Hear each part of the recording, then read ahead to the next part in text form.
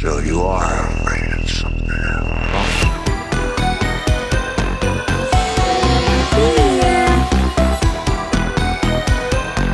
We all go a little mad sometimes. You don't know what death is.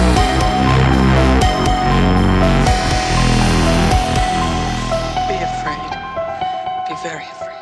Welcome to the madness. We are the Mouths of Madness, your new favorite podcast for horror movie reviews. We're coming to you live tonight from the Dungeon of Doom. This is our episode 3 on the 1974 Black Christmas. My name is Kevin. Let me introduce you to the other members of Madness. First, we have Dan. Dan, are you in the Christmas spirit tonight? Kevin, I am feeling it, man. I got my ugly Christmas sweater rolling. I got my tinsel rocking out. We're going to cover Black Christmas tonight to usher us in and get the Christmas spirit rolling. Woo, I love it. All right, next we have Bearclaw. Bearclaw, do I hear the sleigh bells? Oh, it's a Jingle Bell night here, and it's looking real Yulish in here for Black Christmas, as Barb would say. So I'm very excited to discuss this movie. Yes, sir. And last, we have my son, Logan. Logan, did you bring the eggnog? Well, I did, but unfortunately, Miss McHenry had her fingers in it all night, so we can't have that anymore. Man, hopefully she wasn't hiding it in the toilet lid there. We never know. She's like a bloodhound. She snuffs that stuff out. Yeah. Nothing like a little toilet sherry to take off the edge. Yes, sir. Now, I know there are a lot of other great horror movie podcasts out there, but what separates our podcast from the other ones is we're going to be giving you the older versus younger generation viewpoints. Myself, Dan, and Bearclaw, we are all born in the 80s, while my son Logan was born in the early 2000s. So this is the podcast for the clash of the generations. Now, before we get into the episode, I want to plug some of our stuff and where to find us. First, go to our Instagram page at mouths.of.madness. Also, we have a new YouTube page. It is at Mouths of Madness. Go check out some of our video content. And finally, Bearclaw is excited about this one. We have an email. We want to hear from our audience. Please email us at thepaddedroom@outlook.com. And Bearclaw is going to personally look through the emails and answer them. Oh yeah, I'm really excited to hear from the listeners. I want to know what you think of the movies that we're reviewing. Let me know your take, and really get in there too. If you hear something that we are not accurate about, or that something that really needs some further elaboration, I really do want to hear from you. So that's the padded room at outlook.com. Why don't you come in here and share some of the scribblings on your walls with us? Are you sure you want to read that? I'm so excited. Really make it weird, folks. Really make it Be weird. really sick. Well, without any further ado, grab a beer, pull up a chair, hold on to your straitjacket tight, and let's dive into the madness. We watched the original 1974 Black Christmas. It was directed by Bob Clark. Yes, that Bob Clark. The Bob Clark that directed Christmas Story. Not too dissimilar movies, Kevin, if you really think about it. I was thinking Bob Clark has, the Christmas genre. Really sticking to He's got a genre. He's covering all the bases. This was written by Roy Moore. Currently on Rotten Tomatoes, Black Christmas 1974 has a 72% critic score and a 76% audience score. So it looks like both critics and audience agree that this is a really good movie. And it had a budget of $686,000. Now, can you guys guess what it grossed? Ooh, see, I knew the $600,000 number, but I didn't know what it grossed. I'm going to guess $2 million. Dan? I will say 8 million. Logan? I'm going to go in between. I think 3 million. You know what? This is one of those movies that, it really should have grossed a lot more than it did. It was only $1.3 million. Wow. Wow, that surprises me. I would have thought it would have done better. Yeah. Still netted a profit for him. It did. And I think, though, what I read is what hurt this movie a little bit is it was released in Canada. It's a Canadian movie. And when they released it in the U.S., they had a little trouble with kind of how they wanted to market this movie.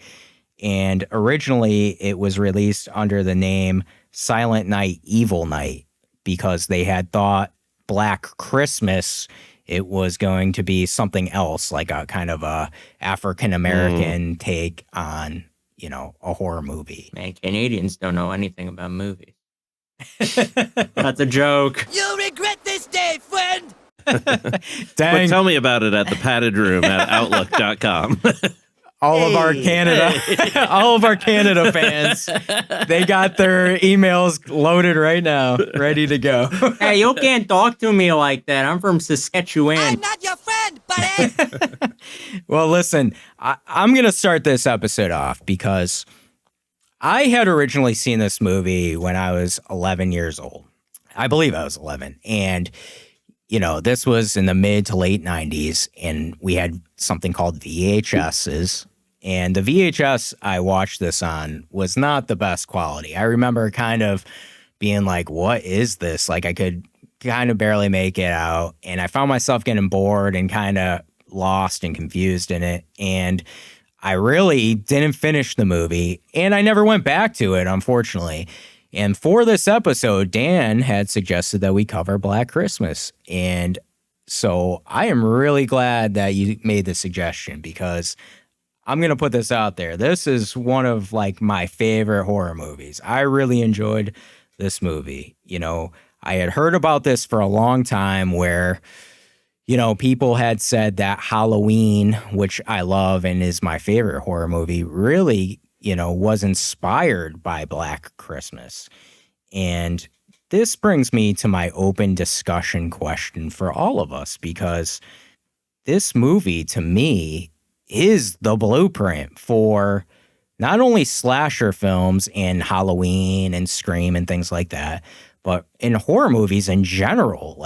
This movie seemed to really set the standard for what makes a terrifying movie. What do you guys think? Do you agree? Do you disagree? I mean, looking at this movie, you have to admit that and especially looking at what came before it and what came after it, it's hard to underestimate how much impact this had on the whole horror genre. I mean, it really was one of those movies that when I was seeing it, one of the thoughts that I had is almost like a thought like, this is vanilla ice cream. And not in the sense of vanilla ice cream is plain and boring, but it's kind of like, I imagine vanilla ice cream as being the first ice cream, right? Yeah. And this strikes me as the first iteration of what has been done over and over and over again in the slasher genre. It was so awesome that Dan recommended this movie, because I don't think I would have looked as closely at it had we not done an episode on it. And it really is, like you said, it's quickly one of my favorite horror movies that I've seen thus far. And just really, you can see some of the things that it even does better than some of the modern horror movies. They just used what they had at the time, and it just really was just such a at one time simple, but at the same time very complex with different layers into it. Like you, the first time I saw it, I kind of bounced off of it. I was kind of it's a little slow. I really, but after a while thinking about it, it kind of grew in my head, and the questions grew in my head. And I actually had to sit down for a second watch of this movie. And the second watch, I was so much more engaged. And I think maybe it is just one of those movies you need to see more than once. That's a good point. Yeah, definitely a good point. I would definitely recommend a second watch of this if it's something that you maybe glazed over years ago. Dan, your thoughts? Do you think this is the blueprint, or do you think it's, because like Bearclaw said, I mean, because it is kind of the standard, is it too kind of cliche? I think that there's elements to this movie that you could look at over the last 20 or 30 years. And there's clear elements that are borrowed. Like, Scream is, to me, is the biggest example with the phone calls and the telephone stalking is so prevalent in Scream. It just seems like it's such a throwback to this movie. Fun thing to share with you guys is I recommended this one and I hadn't even seen the original myself. My only experience with this movie was the 2006 version, which is dog shit. Yeah. Absolute dog shit. I haven't seen it, but I haven't heard. I heard the year 2006 and I was already like, ugh.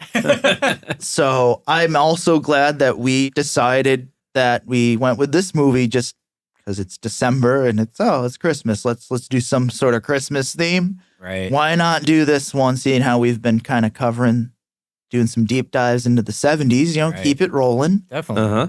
But I don't know, like going back to the original question, I don't know if I would say that this is as influential as I would say Halloween and Texas Chainsaw Massacre. I feel like those movies really were the bigger influences of like the 80s. I feel like Black Christmas, it didn't really start getting its recognition, I think, until the 90s when Scream started to pop off. I will say this, I will agree. I think it is a blueprint for kind of like what Bearclaw was saying, working with what you have, like that low budget indie type blueprint for success. I think in that respect, it's the blueprint for how to do it in horror. Right. I love the atmosphere. I always think like a low budget film like this, like Halloween, Texas Chainsaw, those atmospheres you can't duplicate, like you really can't. I feel like it's a lived in atmosphere, like a gritty, real atmosphere that you're kind of submersed in. Like it almost is one of those things where if it's such a polished Hollywood movie, it almost takes you out of it. It's like the lighting is everything. Like in these indie horror movies, like the ones we just outlined, like I think they take advantage of a lot of the natural light. Like they don't have the budget to put on like,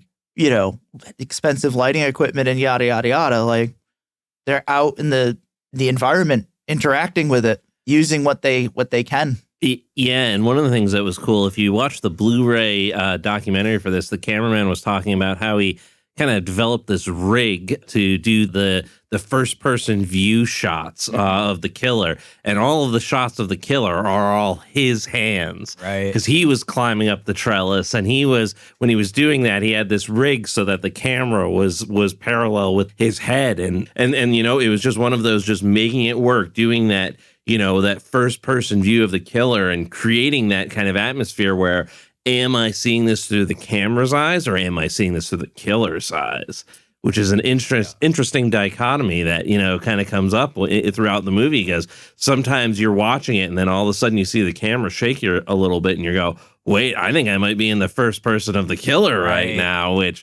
And it connects directly with Halloween. If you look at when Michael Myers first kills his sister in Halloween 1, I mean, it's all first person just like that. And it really creates a very chilling effect without a whole lot of extra. Yeah, I thought that too when I watched those kind of steady cam shots, walking the trellis. But what I love in this too, that they kind of do different than any... and again, to me, this is why this movie's a blueprint, because in even modern day horror, you do see point of view kills, and other things. But what I thought they did great in Black Christmas for the point of view kills is even just when we're kind of with the killer being the point of view and he's going crazy and the camera's shaking and going back and forth, like it's almost making the audience member kind of in the madness, Oh yeah. And like especially when he loses his shit and just starts, going ape in the attic, I think that's a big one. But here's the real question, because this movie is such a predecessor, do you guys think that this is almost a prequel for Halloween?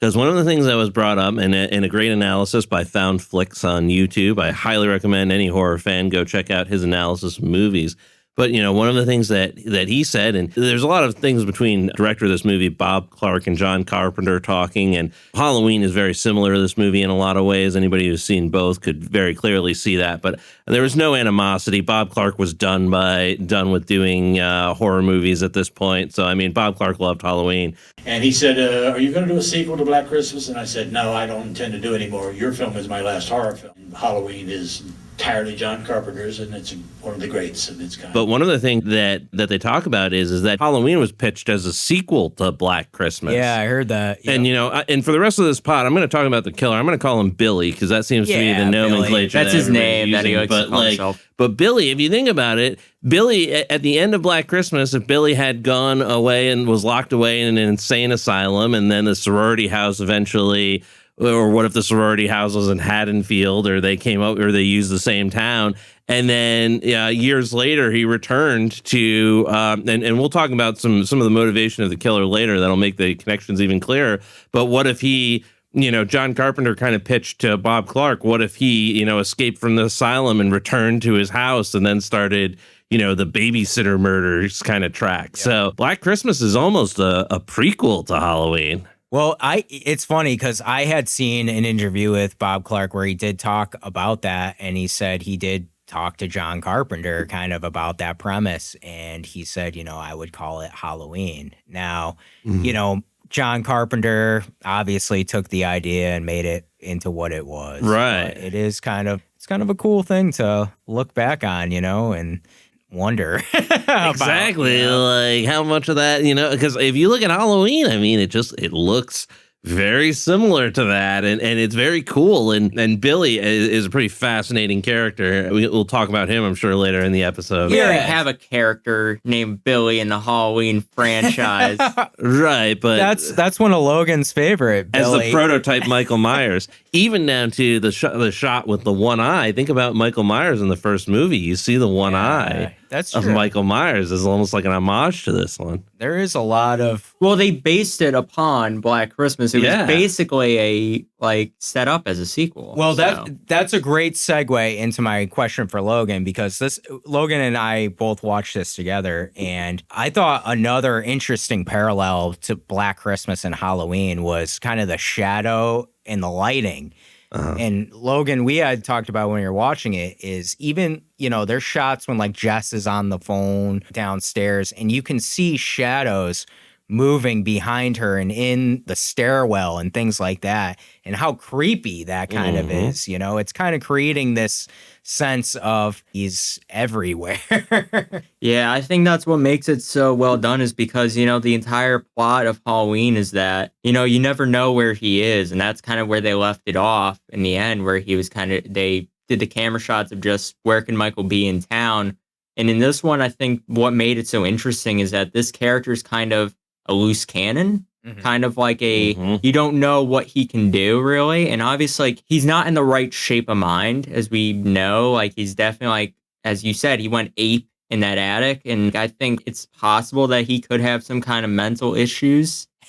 I would say so. Oh, yeah. 99% sure he has mental issues. 1% of me says he's just a normal guy who likes this kind of stuff. That's he's normal. Just playing the game. Yeah, it's normal. Puberty does stuff to everybody. Random erections, a plague of acne, and discoloration of, down there. Some facts of male puberty are absolutely weird.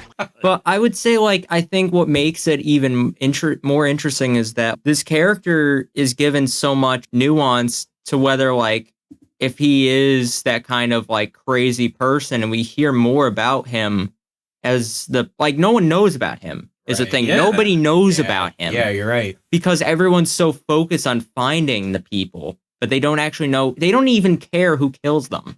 Have you ever brought it up? Has anyone ever brought it up in the movie where they're like, who's killing all these people? No one. Right. And that's kind of an interesting parallel to the Halloween thing too, where the motivation thing and it was the opposite. It was who did it rather than why they actually did it. Exactly. Right. Yeah. Something else I was thinking about too, Dan was talking about with the parallels to Scream and the phone call. I thought it's kind of a cool concept if you think about it, right? Scream really took that idea of the phone call, being scary. And they went the opposite way with it, because in Scream, the guy has a voice changer and he's very eloquent on the phone. You know, what's your favorite scary movie? He's having a conversation. Like scary movies? What's your favorite scary movie? You know, and it's kind of like very coy, and then he gets into it, right? This was the opposite. I mean, like you're pretty picky, cunt.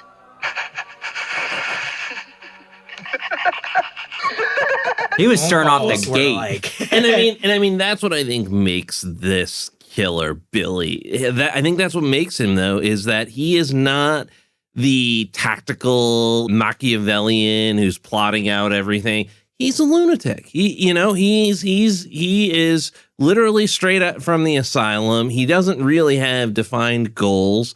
You know, whether or not he's returning to his old house that the sorority has now taken over is somewhat in a question. You know, I didn't think about that. Yeah. Yeah. Bob Clark kind of describes Billy as, you know, the big thing with him is kind of sexual deviancy. You know, as word for word, as Bob Clark describes Billy's backstory, you know, and you kind of get this from the phone calls, too, because the phone calls are very, very important. Also note, the phone calls come sometime after somebody dies, after Billy murders somebody.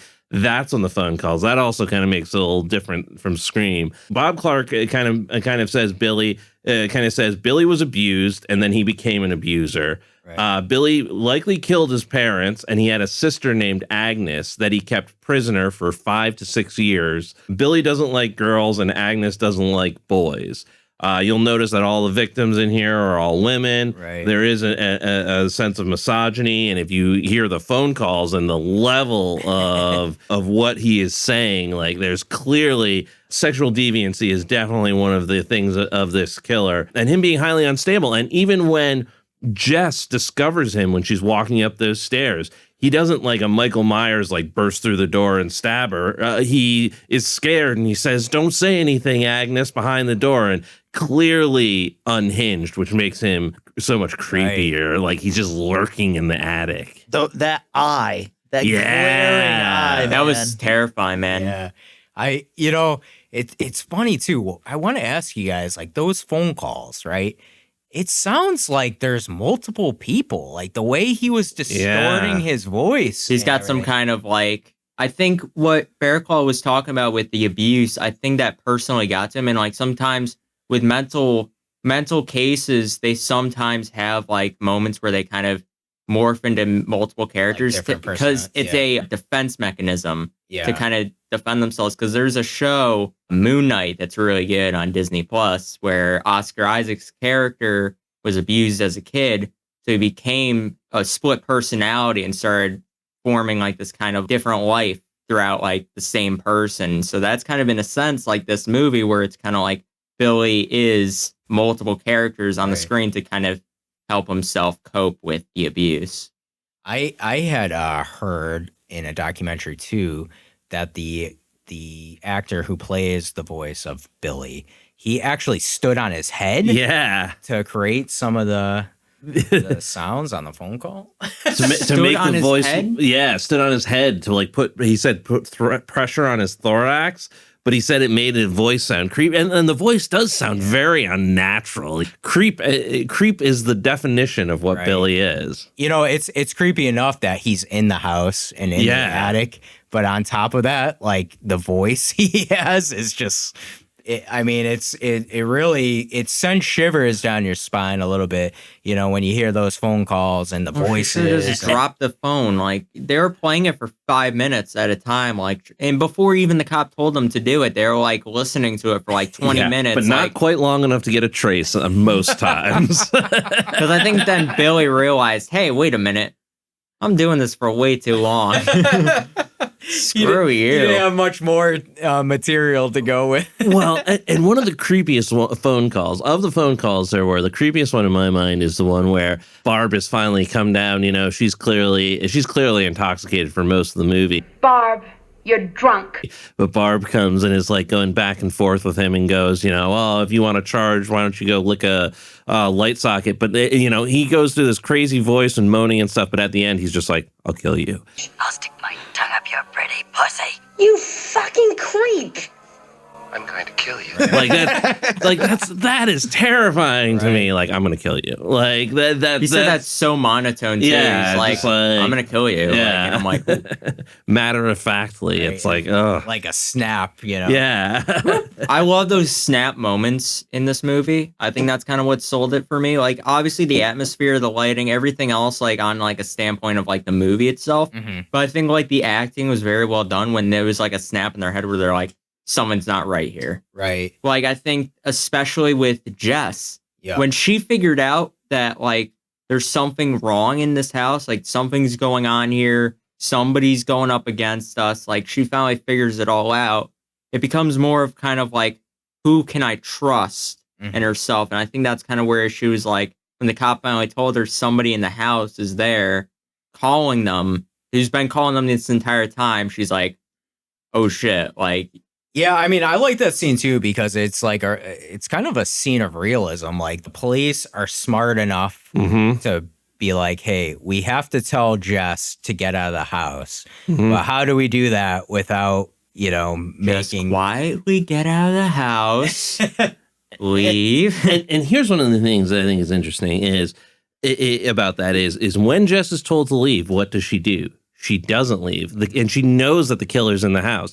That's why there's been, you think about slashers, and sometimes they are not the most female-friendly movies. Yeah. But this movie is definitely not misogynistic, and I think it gives a great deal of agency and realism to its female characters.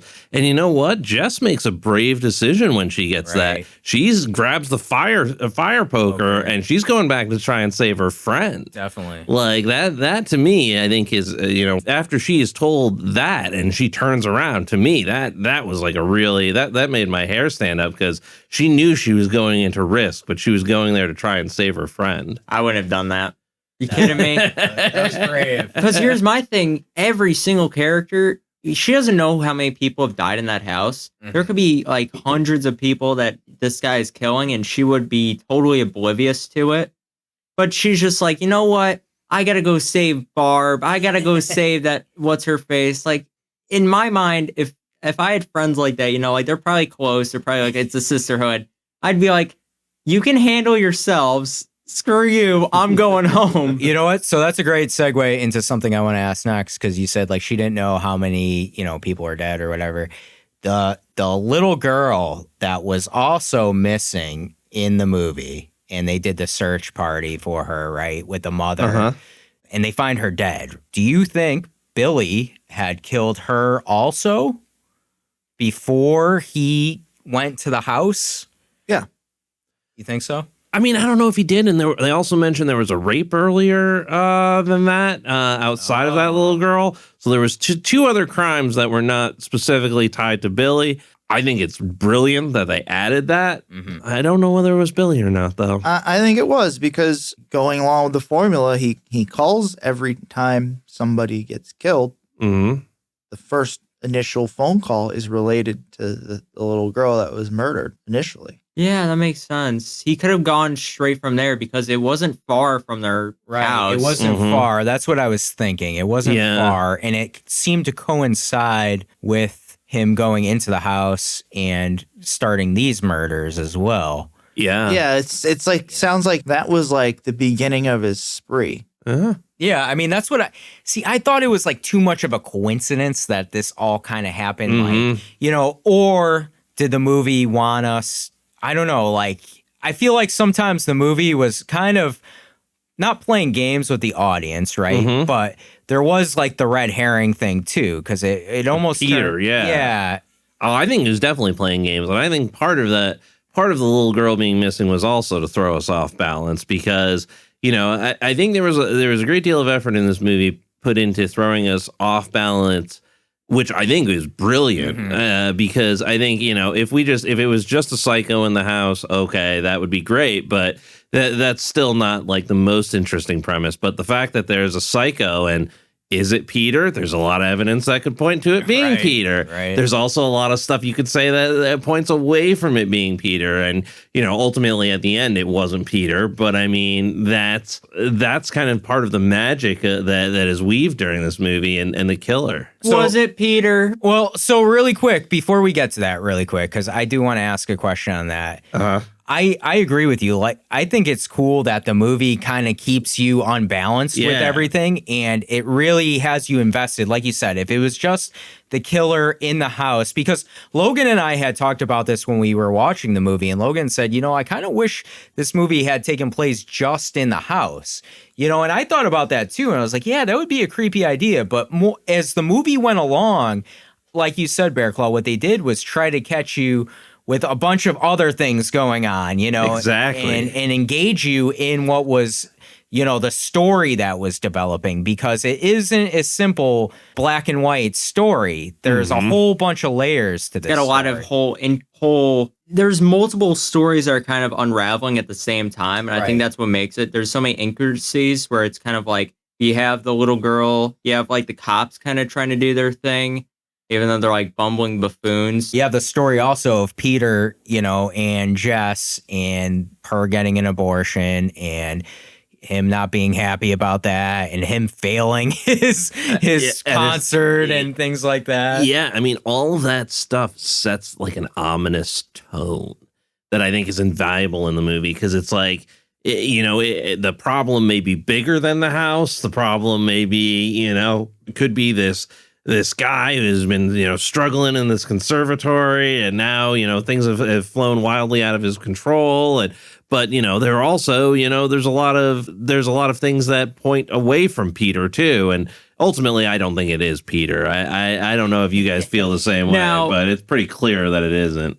I'm just gonna say this, and because me and Dad are on the same wavelength, where we were talking about it after the movie, was that we had the same thing that we're like, why does Peter know that she's in the basement? Because if he was just like, if he's staying around the house, he was obviously being his weird self. Why would he go to the basement first? Because they don't lock the door. Yeah, I mean, that's something I want to ask, because, like, okay, we know at the end of the movie that Peter is not the killer because Billy is still in the attic or whatever. Yeah. But was Peter there to kill her? That was going to be my question for this episode as well, was like, I truly believe that Peter was on his way there to kill her. Yeah. I think it's just coincidences. Yeah. That, there's just so happened to be a maniac in the attic. To me, one of the more compelling and interesting threads to this movie was Peter just kind of descending into madness. Right. Yeah. And he had the same kind of intensity in his eyes as like we get that killer. Thankfully, though, like the killer's eyes are brown, this dude's eyes are blue. Like there's a clear discrepancy. Like they are not the same people. But was he there to kill her? I think that's very interesting, and I think he was too, because you don't beat somebody to death with a fireplace poker who's like, "Hey, are you okay? Like, let's get out of here." Like, you don't beat that guy with a poker. It seems like he found her down there. I mean, he is a creep. Like, he's a grade A creep, right? But like Logan said, why was he like? How would he know she was in the basement, right? Because he broke through the window. Plus, he broke through the window to get to and her. she kept screaming, "No, don't!" And he's like, Jess, what's wrong? Right? He was very calm, like he was a little bit too calm. Jess, you had me worried. What are you doing down here? Right? I agree. I think he's definitely planning on killing her. That's what I think too. I think he was there to kill her, and Dan said it just coincidentally, like it happened to be it just happened to be a murdering kind of Christmas night. You know what I mean? Everything's coming up spades for Billy. Yeah. Dang. And then obviously that leads into the lieutenant there, who also was the lieutenant in Nightmare on Elm Street. Yeah. Mm-hmm. He plays a great role, though, in both movies, I think. But in this movie, he is very suspicious of Peter from the jump, and especially when he learns about Jess having an abortion and telling Peter, everything is starting he's piecing together this mystery. So then when they arrive to the house and she's killed Peter, and they're like, okay, like, no, she didn't kill him. Yeah, she killed Peter. Just. I don't think she did. I think she injured him. I don't know. He looked dead to me. He's pretty dead. He looked dead, but I feel like I thought they were talking about it where they were talking about how Peter's like in the hospital right now, where they're like talking about that at the end. I didn't catch that. I think he was dead, and I think that. Well, it doesn't matter. He's out. But the bottom line is they were pretty much like, well, mystery solved. Like, Peter's the killer. Like, Big gulps, huh? Well, see you later. Yeah. Okay, you just bought yourself a 317, pointing out police stupidity. Well, it's funny, too, because the Foundflix guy, I guess he did some research on this, and the reason that they didn't search the attic was actually because they were waiting for the state police to show up. And they say it. There's a line, because I double checked this. Oh. There's a line in the movie where they said, oh, well, we haven't searched the attic yet, but we're just a small town. We don't have a room in the corner for any more bodies, and we'll wait till the state police get here and they'll do it. Jesus. So there is actually a reason that they didn't search. But one of the things that I think is good that this segues into is the cops in this movie. Yeah. Who are essentially, for the most part, comedic relief. Yeah. I mean, you've got a drawn out BJ joke that just goes that goes on for way too long. That would be my only heavy criticism of this movie is like, there's like 15 minutes of screen time dedicated for a blowjob joke. Then there's, the whole Sergeant Nash who just, the sergeant who just can't do anything right. And then you've also got that scene where the cop gets shot in the ass by a farmer. That was hilarious too. And the farmer, completely unrepentant, said he would do it again. I totally forgot about that. I told him to leave. But the police are consistently getting things wrong, jumping to conclusions. They're not really seen as, they're kind of seen as what I imagine a small town police force would be. I think, I agree with you for the most part. I do think the lieutenant was kind of competent. Mm-hmm. I just think that you're right. I think, it's just a small town police force, and you're right. They do use it as kind of comedic relief. And I think, and one of the things I had seen too was Bob Clark really wanted to balance some comedic relief with some of the terror in this movie to make it feel like we were knowing these characters better, they were more dimensional characters as well versus just like the Friday the 13th movies just have, kind of one-dimensional characters. Like girl A, girl B, we don't get to know these people, and fodder. Right, exactly. They're just prey for like a bunch of Claires. Yeah. No, but this movie avoided that, and it did a great job. Like you knew the different characters, and I mean, just from life's experience and stuff. I mean, I think it gave one of the most realistic and really made them people, and it did offer some comedic relief as well. Barb, with messing with Sergeant Nash there with the phone call exchange, and then.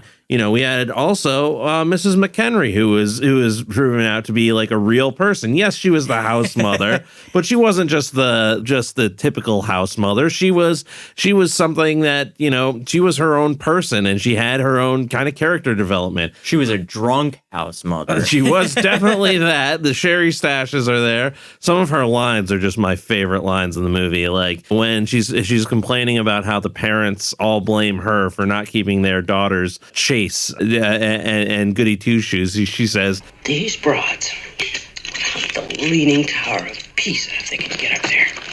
And she's got some, and like the girls all get together and make her a nightgown, and she goes, well, thank you, girls. It's lovely, really. But then she says under her breath, got about as much use for this as I do a chastity belt. Like she doesn't really love that gown. She says, finally, when talking about the gown, she says, Jesus, I wouldn't wear this to have my liver out, as she slugs the sherry. So I mean, she is a real kind of fleshed out character. Right. Her kill is not that long, but she is it's kind a of cool kill though. She's a badass bitch. Oh yeah, she is definitely that, Mrs. McHenry. And to your point, Bearclaw, I think this movie too, to me, does kind of women's empowerment done the right way. You know, these are all realistic kind of characters.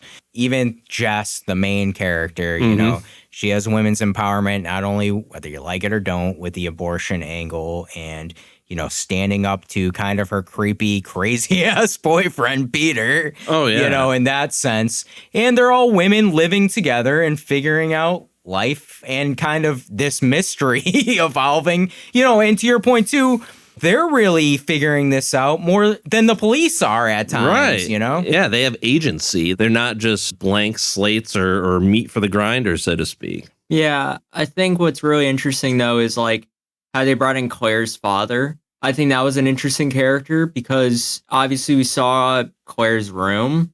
So originally when I saw the Claire kill, I was like, okay, so the nerd dies, basically. The smartest person dies. That's what I thought, because like when Claire was kind of just like, I can't stand this anymore, I was like, oh, she's the introvert, you know, she's kind of the nerd. And then you start looking at her room and you're like, oh, that. And like she had a lot of inappropriate and immature kind of posters in her room. And obviously when her father sees that, he's kind of like, oh, well, look at this. I'm very disappointed in this atmosphere.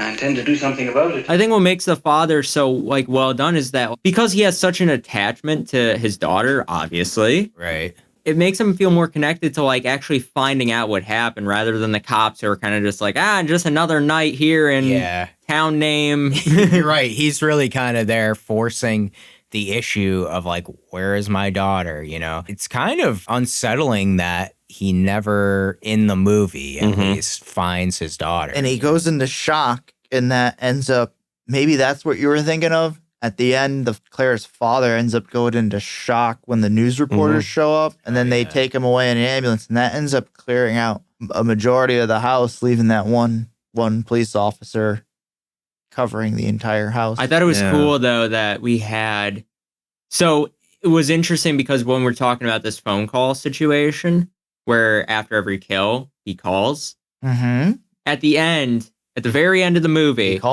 he calls again, and that's how we end it. So I didn't pick up on that. That was going to be my last question. Was going to be, did Jess end up getting killed at the end? 100% she did. Wow. Yeah. It doesn't matter if it happened Blows then my mind or there. thinking about that. Yeah, 100%. She was unconscious. That was the most unnerving. I felt like, to me, that was the perfect way to send the movie off. Oh, yeah. Just nothing but that phone call, that faint telephone ring in the background, and it's all dark, and it's just like, oh, man. We're on the same wavelength here, because I thought about that when we were talking. I literally had like a light bulb. Blows my mind thinking about that. When we were talking about that phone call, because I was like, wait a minute. He called at the end, and I was like, but he would have to do that if he killed, and I'm like oh yeah, she's unconscious. Yeah. You know what? I'm glad. Shit, man. I'm glad we had this discussion because I never even really put it together that he would call after a death. I was just thinking he was calling randomly. So that it was every time after somebody got killed. Yeah, it's literally true. There's a guy on YouTube who was, to prepare for this podcast, I was watching through to get each kill. Yeah. So like, for hook, line, and stinker, obviously, as we get on our with favorite segment here. Yes, I was trying to prepare myself by getting some of the kills, you know, to prepare myself mentally and physically for that, to make sure that I knew every single one of them. And one of them that I really found interesting was that, like we said, after every single kill, another call was entered. But I thought was interesting is how he waited so long to call, because they were on the manhunt when they were going for like to go find Claire when he was killing people. So for him to kind of just wait for her to come back is even more like, holy crap, like you are literally a psychopath. Like that is like, I don't care how long I have to wait, I will have this call. Hey, though, I think that besides Billy and besides possibly Peter, as we kind of sussed out earlier, because he had blood, he was ready for blood. There's another killer in this house, gentlemen. And I think it's one that we've overlooked for this discussion. Claude? Who was Claude again? The cat? The cat never came back. That's exactly who I was about to say. The cat is an accomplice in all of this. He is Billy's like spirit animal in this. He is responsible for the first 2 kills in the movie. The cat alone. He's responsible for Mrs. McHenry, and he's responsible for Claire. And I honestly believe. I don't think he's responsible. And you know for what? Claire. I want to hear from you too. Is the cat one of the killers in the movie? And I want you to write to me at thepaddedroom@outlook.com. And I want to know your take on whether the cat is guilty, whether we should be getting animal control involved in this. I think he is. He's responsible for at least 2 deaths in the household. I think the second one was a vengeance kill, if you ask me, because I think he was Mrs. McHenry's cat. Yeah. And this is a revenge kill. Screw you! You didn't feed me. Dry food only, huh? Justice for Claude. Justice for Claude. Or bring him in. Bring Claude in. He didn't really kill Claire though. I don't know. Well, she thought it was the cat in the closet, so she was like, "Oh, Claude." This is why I'm a dog person. Dogs don't fuck you over like cats. Dogs will tell you if there's a killer there. Right. In every single one of those Halloween movies, if you hear a dog barking, you run the other way. The dog was letting you know there's something wrong here. There's a killer. Because in Halloween 6, my favorite. Mm-hmm. I hate you. I think, not Halloween 6. Screw you. Halloween 5, my favorite. Yep. Not really. When Rachel was in the shower and the dog was barking, right? Michael Myers is entering the house. He was kind of an indication like, hey, you got to get out of here. Like, whew.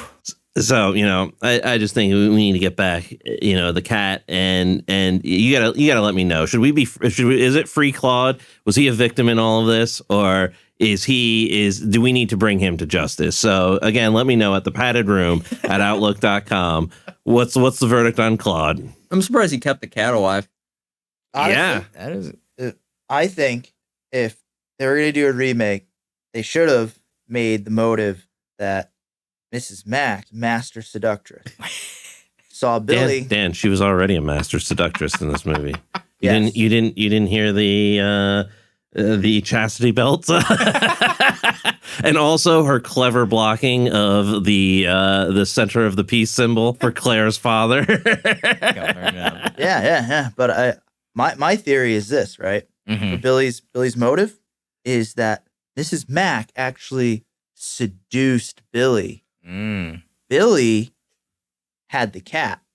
Her motive was she wanted that cat. So she got involved with him for several years. She played a long game. And then one day, she just up and left him and took the cat.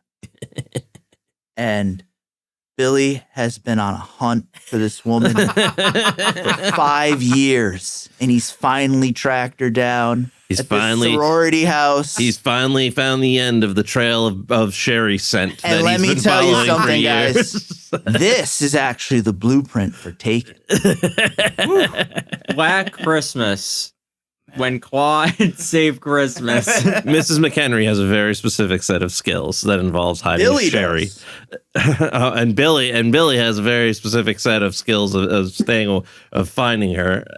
Making animal noises and making people feel uncomfortable. I mean, I think it's, obviously this, I don't know, one of the scariest things in this movie is we as the audience don't know his motive. Oh, yeah. Ever. And we talked about this in the Exorcist episode is kind of a motive and everything too. And for an audience, it really is creepy that really there is no backstory to Billy that we can, get out of the movie. We just are kind of interpreting our own thoughts. I like that. Yeah, right. You can let your imagination kind of run wild, like Dan said. Roll with it. Right? Yeah. Well, yeah. And one of the creepiest things that I think about Billy is the kind of the props that are used of the bodies, where he, Mrs. McHenry's body, Claire's body, and the rocking chair. Right. How he's singing "Baby Bunting" to the, while Claire is holding like a very dilapidated doll, and she's got the plastic still over her. I mean, that really just emphasizes the unhinged nature of Billy and the unpredictable and the creepiness of it. I think that was masterful. They're playing house. Yeah, you're right. And I like too also in this movie how there really isn't too much music. I know they have the scene of the carolers and things like that, but going back to our episode on The Exorcist, like kind of less music. There's a little bit of the, what is it, like the organ bang sounds. I'm glad you brought that up.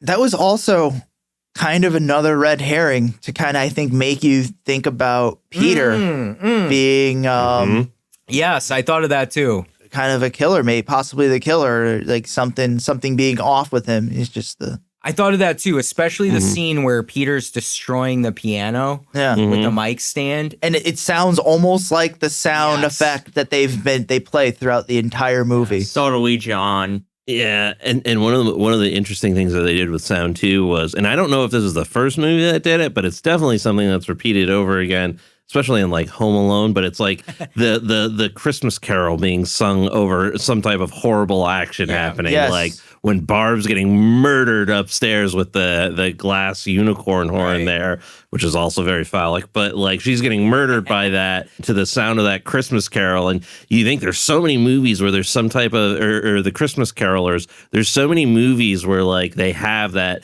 some type of action going on in the background, whether it's Kevin getting ready for like the home invasion that's about to take place, or in Home Alone, or somebody's getting killed, or in this case, you know, there's a psycho loose in the house. There's a going up and down out of that attic. I think those attic stairs are creepy too. Like, but yeah, the sound of that's pretty innovative too. It's like innocent over non-innocence. It's kind of like it's kind of it's a juxtaposition. Yeah, juxtaposition of like kind of, we have this kind of innocent kind of like, oh, there's a choir going on. Like, oh, so nice. It's Christmas time. And then we have somebody getting killed upstairs very brutally. It's kind of opposing its own self, but it makes it so like, it makes it even more terrifying because it's like, this is all going on upstairs while this is happening downstairs. Like, a lot going on in this house.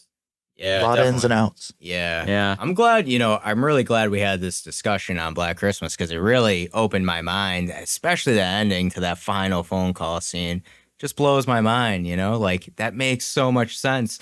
And it's almost so much creepier now, Oh, man. That's what we do to you. We make these movies even more creepier than they already are. So what I want to do now is I want to go around and just everyone give a couple of things they like and dislike about Black Christmas. I'll go first.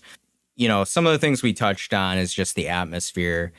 It's kind of a cool idea to have, like Logan said, with the juxtaposition of, Christmas and being a jolly holiday and having these horrible things happen. I kind of really like that idea. I love the point of view shots. I love the creepiness of the whole movie.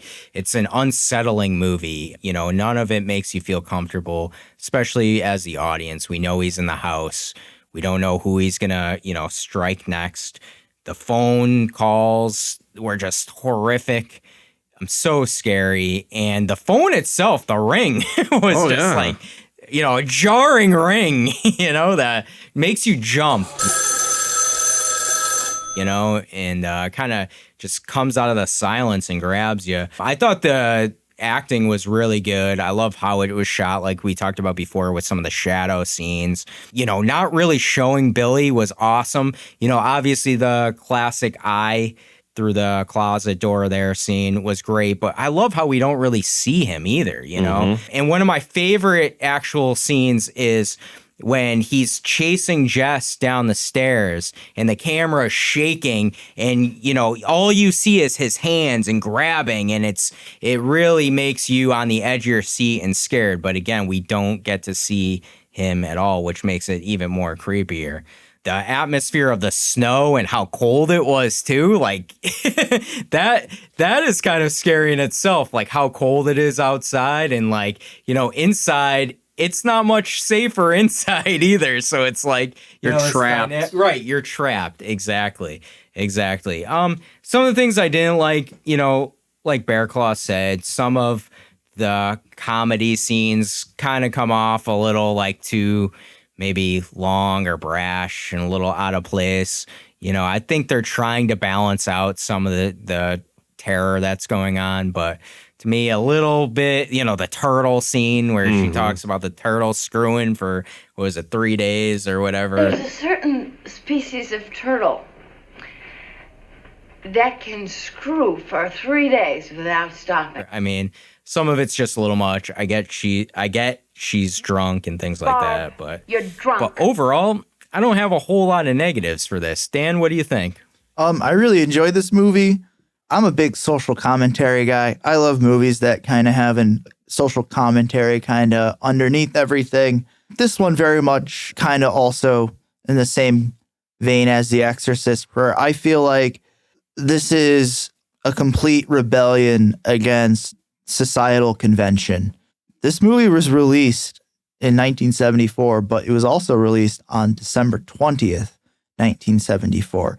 It is 5 days before Christmas. Mm-hmm. I didn't know that. I think that it is all a complete reaction to societal convention.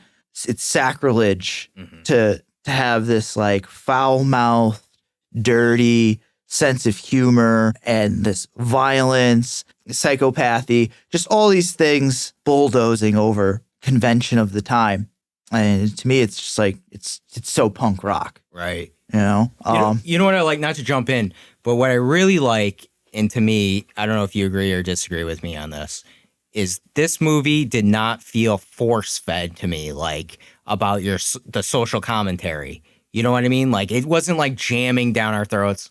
I hate to bring up Halloween Kills, but Halloween Kills felt a little forced. Now he's turning us into monsters. Whereas this, it all makes sense with the social commentary. You know what I mean? To counter argue that, you kind of brought up a very good point about the scene with Barb talking about the turtles fucking for 3 days. Yeah. That kind of hits you over the head really, really hard with the social commentary and the convention and the reservedness versus, the free and openness of expression.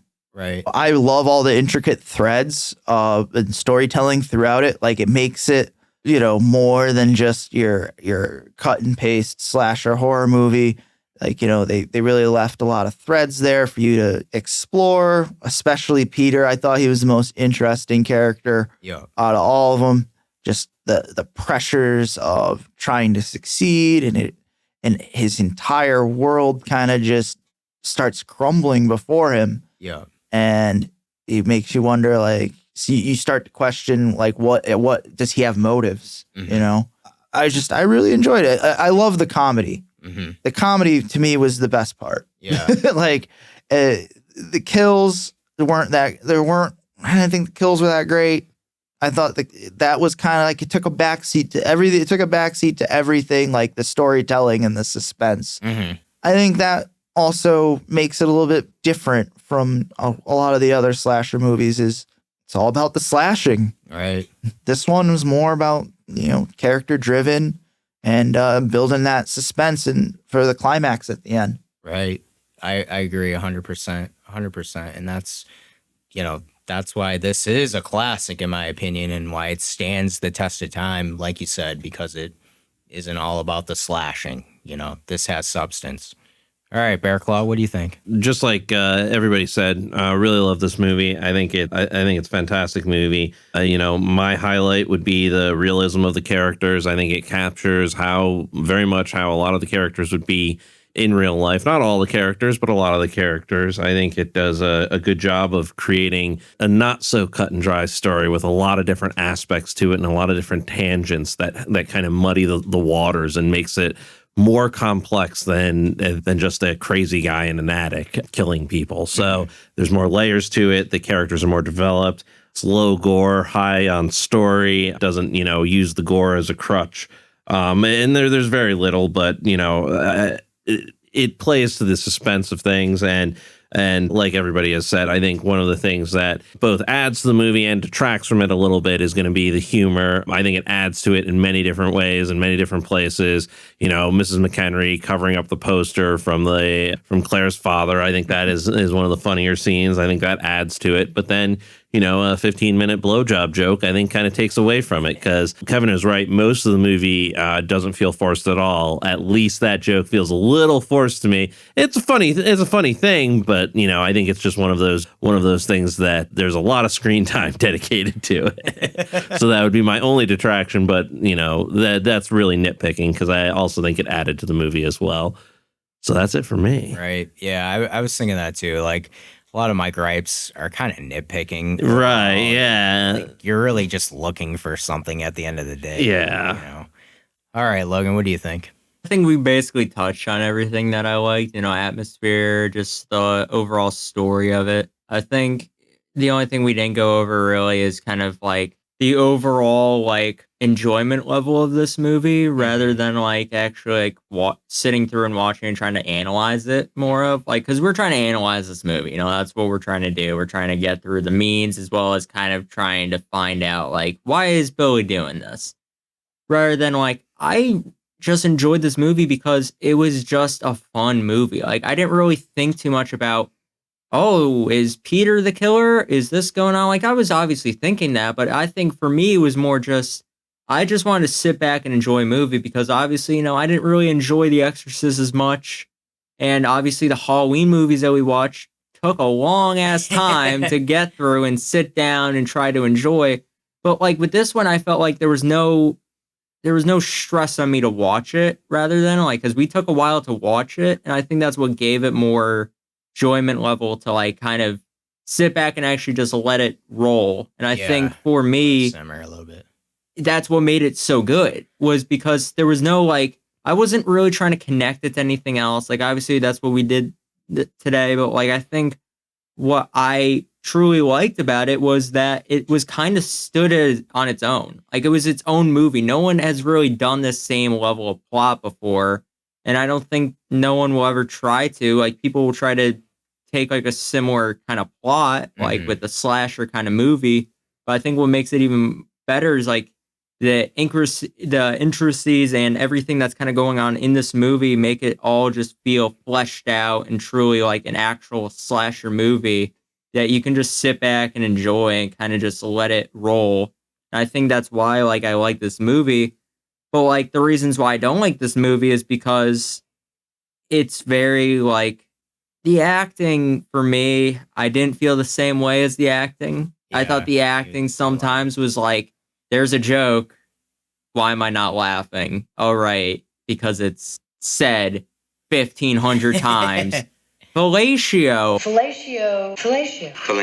Yeah, fellatio. How do you spell it? Oh, funny joke. Oh, like that was kind of trying to be like now horror movies. Like we just watched this last week, as of the recording of this podcast, we watched Thanksgiving. Yeah. A new horror movie that just came out by Eli Roth.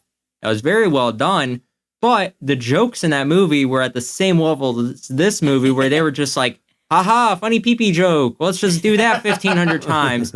And they completely just made it where I was like, I'm not watching this movie to be funny. I don't think there was ever a laugh that I got from like a funny joke. I think it was more just the awkwardness of a joke that was told that was funny. And I think that's why this movie, that fellatio joke got me at the first point because it was awkward. Right, it's awkward. And the guy trying to write it down, and then he was like, the guy's like laughing, or just like, what are you laughing at? And he's like, he reads the paper and he's like, you wrote down this? And he's like, well, that's what she told me.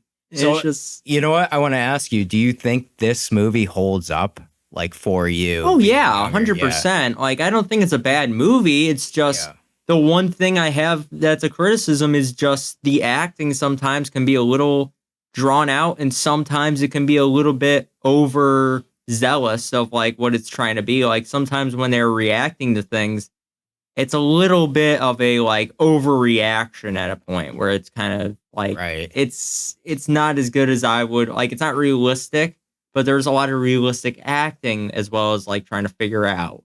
Gotcha. All right. Well, it's time for our favorite segment, Hook, Line, Stinker.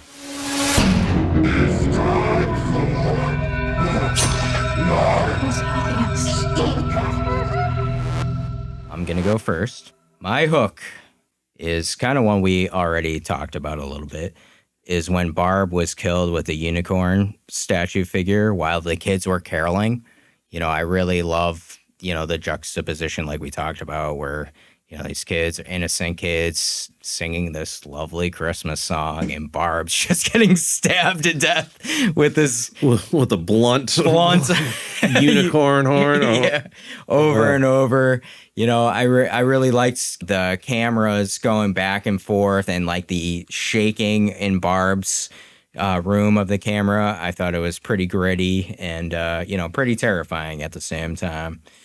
My line. You know, there was a lot of great lines in this movie. There were. It was a line fest. Yeah, I mean, I'm going to go with the classic one. Sergeant Nash. He says the calls are coming from number 6 Belmont Street. Lieutenant Fuller. For Christ's sakes, Nash, you got it wrong. That's where the calls are going into.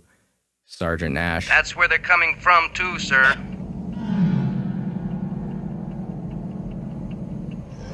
Shit. You know, I mean, obviously, it's just so terrifying. The calls are coming from the house. I mean, I love because as the audience, we know that he's in the house and he's making the calls, but it's like the realization that all of a sudden the cast is now involved in it too. Like it's a really cool scene. I thought it was done really well. I know it's a cliche line, but man, it's done so well. And finally, my stinker. I love all the Mrs. Mac pulling the booze out of everywhere. I mean, that was just so funny, you know, especially the toilet lid. I like where she pulled it. I think it was a closet or whatever, and it was empty. And she was like, like, oh, yeah. Like, already hit that one, you know? Prompts her to go to the store. Yeah. Gotta put more. All right, Dan, what do you have? So, really, I only have line, and I'm going to have the assistance of Bearclaw to help me get through this. Mr. Bearclaw, he will be playing the role of Lieutenant Fuller, and I will be playing the role of Sergeant Nash. Are you ready, Bearclaw? Oh, I'm ready. All right, let's do this. What's this? Oh, that's the number at the sorority house. Fellatio? Yeah, it's the new exchange, FE. A new exchange? Yeah, fellatio. One of the girls that was here this afternoon gave it to me. Oh, she gave it to you? Yeah. Nash, I don't think you could pick your nose without written instructions. I know. It's something dirty, ain't it? Gentlemen. Thank you. Thank you. You may now bow. That was Oscar worthy. And the Oscar now goes to just the detective, like in the background, just giggling to himself. Just really like adds to that scene. You know what? When we were watching in the credits, he's laughing detective. Dude, when we were watching the movie, Logan and me go, like, what the hell are they laughing? There's like a girl who's missing, a little girl who's missing, another girl that we know is dead, but, another one missing, and they're laughing. I don't know. It was funny. Yeah. Enjoy the happy moments while everything bad is going on. Right. All right, is that it? That's it for me. Awesome. Yeah. Awesome. All right, Bearclaw. Okay, so I don't want to be the one that has to do this, but I now know that I have to, because if we have a hook, how can Mrs. McHenry's death not be a hook? Oh, yeah. As she is literally hooked and is hanging out through most of the movie, just kind of hanging around in the attic with Billy and Claire with a hook through her head. And, somebody was saying like, I don't think it could hit that trajectory and things. And yes, that's true. But it was still a great one. She was after Claude and Billy's accomplice there. So that was my favorite hook. My line was also just like yours, Kevin, was Sergeant Nash, but it was this time when he was on the phone with Jess. And the one instruction he had been given was to not tell Jess that there's a murderer in the house. And the line is, No, don't do that, Jess. Jess, the caller is in the house. The calls are coming from the house. And just that moment to me, because there was that moment of realization with the police that you covered, but that moment of realization between Jess and Sergeant Nash, and especially Jess at that moment of like, oh, this guy's here. And then I find her reaction after that of bravery and like, nobody knew where Phil was at that point. She had gone up to check on Barb, and she decides, she's going to take matters into her own hand and she's going to go back into the fray, so to speak. And then my stinker was the 15-minute BJ joke, which is funny. I did chuckle at it, and I was laughing, especially at the blow your nose without written instruction. His reaction to it, I think, was very funny to that end. But yeah, that's my hook, line, and stinker. Awesome, Logan. Well, I did have Miss McHenry's death as my hook, but I've changed it to Claire's death because I think it meant something, because it was the first kill, as well as it was kind of a strung out kill. Oh yeah. Not iconic. I wouldn't say iconic, but it was a strung out kill rather than like the other ones were kind of like either, they were slow to the punch, or they were just like way too like taking their time with it, like Miss McHenry finally getting up to the attic. But I think like Claire's one was more like, it was very innocent, like, oh, I'm just trying to find my cat. Is that you? And then, she gets strangled to death, and that was pretty brutal. But I think like it was kind of that death that it started this whole thing. If we're not counting the little girl, but like this is kind of the death that started it all. It started the mayhem that this movie brings in. For a line, I do have, there was a great scene when they, in the beginning of the party, when they had the prank call for the first time, and they're all like listening to it, and they're like all listening, like very like with their faces like, oh my God. The Big line, juicy cock, right? Yeah, like, oh yeah, big juicy cock. Suck my juicy cock. Like, it's just like, it's disturbing, but I thought what was the line that was really good was, oh, why don't you go find a wall socket and stick your tongue in it? That'll give you a charge. I thought that was like a very well, I did get a chuckle from that. That was the only chuckle I think I got from that movie. And then my stinker, it's a tie. It's a tie. I have a tie with that. I think it's fellatio.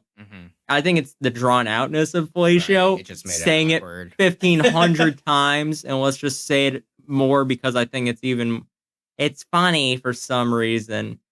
But like, I think the other thing that I thought was kind of a stinker was everyone leaving afterwards. It's not really a memorable. You mean the stinker. cops? The cops leaving, everyone leaving her to be by herself, and leaving one cop out there. It's so stupid. Why didn't she go to the hospital? Right. Yeah, she was unconscious. She killed a man. Didn't they say they're waiting for ambulance transfer? Yeah, we're gonna have to watch the coroner. The line is that the coroner is already full of bodies, and the state police are going to be here soon. Yeah, but she's alive. They'll search the attic. She doesn't. Yeah, need to go she's to alive. A corner. I'm not defending their judgment. That's just the dude. At the end of the day, the bottom line is don't be involved in a murder spree in a small town. Yeah. Oh yeah. I think there's. Well, I don't think you get a choice in that kind of situation. Well, if you have a somebody tells you to leave the house, you leave the freaking house. Words of wisdom. Yeah, if you are gonna die by some psychopath murdering you, make sure it's in an area with an appropriate crime scene investigation. And always hold a gun with you.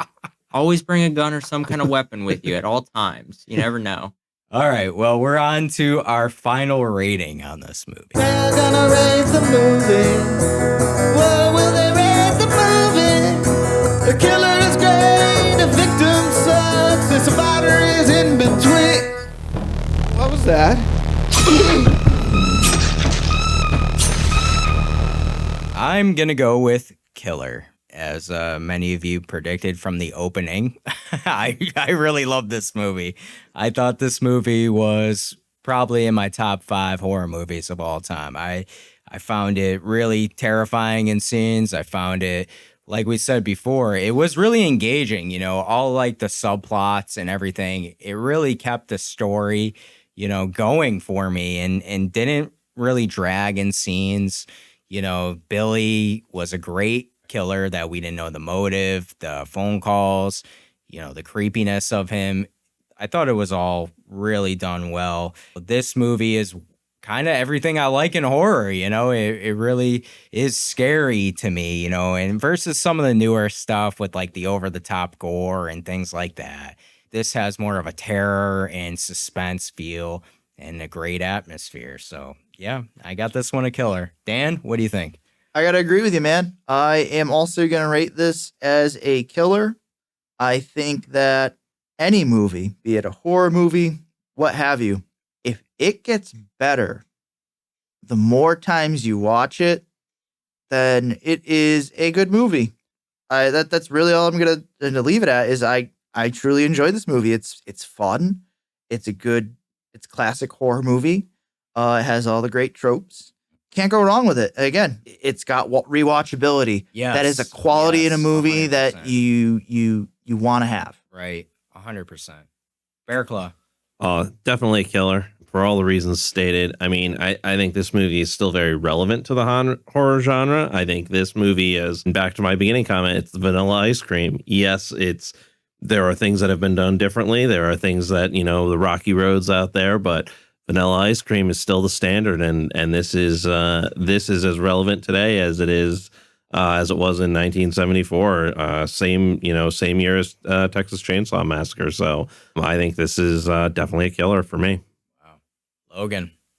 I'm going to say this one is a victim. I don't know. I'm just going to kid. Oh my God, my heart dropped. This is a victim. It sucked. No, it's a killer. Like, you can't go wrong with this kind of movie. Like, these kind of movies are made for us. So I think this entire podcast was kind of made for this movie. If you want to build a horror movie, this is the prototype of horror movies. Like, this is where you want to go. Like, this is the kind of movie you want to watch over again and kind of, look over it, take notes, analyze it, and kind of say, what can we do to make our movie better? Because this is the S tier of horror movies, and I think that's why it's so this is why it influenced so many movies, is because it's so good. Yeah. And it's crazy how 1974 we've gone such a long way in horror movies, and we've also gone back in horror movies, but we are constantly changing. But this movie is a constant reminder that horror movies are supposed to be terrifying, and they're supposed to be abstract as well as kind of, they're not supposed to be the same. We're going to kill somebody, draw it out. Like, it's just a great slasher movie. It's rewatchable, it's enjoyable, and overall, it's just a perfect movie. Yeah. And why don't you go ahead and why don't you tell us what you think? Was this a killer for you? Was this only a survivor? Let us know at thepaddedroom@outlook.com. Yes, sir. I mean, to me, this is the blueprint, and I want to hear what you guys have to think, and say. And is this movie hold up nowadays? Because I think it does, which is really cool. I think we all do. Later. Yeah, definitely. Well, we got a little special surprise for you guys at the end of this episode. Our next episode is going to be coming to you in a few weeks down the road, but we're going to do something we like to call Secret Madness. This is the first annual Secret Madness, and this is kind of like a Secret Santa. We all have those in the office, our families, where we either choose numbers or people's names, and we have to, specify a certain dollar amount and get a gift. Well, we're not doing all that crazy stuff. All we're doing is, for our Secret Madness, each member of Madness has picked 3 different horror movie titles, and we are putting them into a hat. And Logan, our youngest member of Madness, he is going to select one movie out of the hat without looking. And we're also going to film this. So if you go to our YouTube page, you can take a look, because we want to hold up our standards here. There's no cheating. This is all spontaneous, right in the moment. We haven't even shared our titles with each other. Is that right? Nope. Not at all. All right. So we're going to pick one of these titles out, and the next episode we have is going to drop right before Christmas, and we're going to do it on this movie. So without any further ado, holy shit. I think that's a line we didn't talk about, really. Do you remember when the guy was dressed up as Santa? Oh, yeah. And he's like, holy shit. He was really bent out of shape about not being able to take Phil to Bone for the weekend. Oh, man. All right, Logan. So we're going to have Logan reach into the hat. Now squish him around a little bit. There you go. Do you guys hear that at home? There's some really great choices in there. I'm very excited about this. And then you just select one of them, okay? Okay, I'm trying to get like a... Here we go. Are you ready? Let's go. What do we have? We have Better Watch Out. Oh, wow. Better Watch Out. That was one of mine. Wow. Christmas movie. Wow. This is kind of a great title, right? Staying on the Christmas theme. Better Watch Out. Logan, can you show it to us? Let's see here. Better Watch Out. All right. So on our next episode, The Mouths of Madness, we are going to review Better Watch Out. Ooh, man. Better not cry. Well, we'll see you soon for our next episode on Better Watch Out for Secret Madness. Now back to the padded room with you. See you again soon. Bye, guys.